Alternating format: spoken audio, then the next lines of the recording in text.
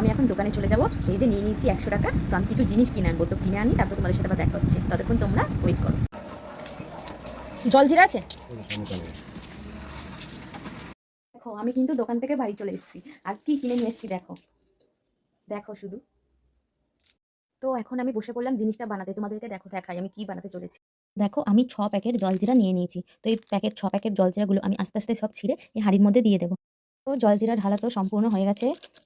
এবার আমি কি ঢালবো দেখো, 2 চামচ, মোট 2 চামচ বিট নুন আমি দিয়ে দিলাম।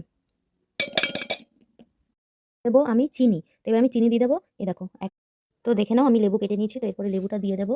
লেবুর রসটা এখানে দিয়ে দেবো ভালো করে। তো দেখো বন্ধুরা, আমি এর মধ্যে জল দিয়ে দিলাম। জল দেওয়া হয়ে গেল। এবার আমি এটাকে একটু গুলে নেবো বন্ধুরা। তো গোলা হয়ে গেলে আমি এটাকে ফ্রিজে রেখে দেবো।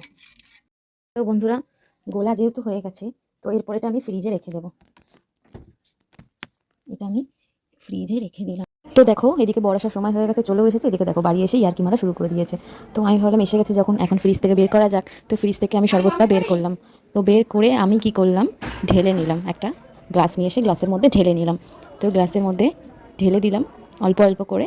এখন অতটা তো খাওয়া যাবে না, রাত হয়ে গেছে। তো আমি ওর হাতে তুলে দিলাম যে দেখো খেয়ে দেখো কেমন হয়েছে। তো ওকে বললাম খাও তুমি। তো খেয়ে এখন বলবে কেমন হয়েছে। তো দেখো তোমরা, বলছে ভালোই হয়েছে। তো আমিও দেখে নিই খেয়ে কেমন হয়েছে। তো নিজের প্রশংসা নিজে করবো না, সত্যি বলতে দারুণ হয়েছিল, খুব টেস্টি। তোমরা বাড়িতে ট্রাই করতে পারো, খাওয়ার পর আমাকে জানিও কেমন হয়েছে।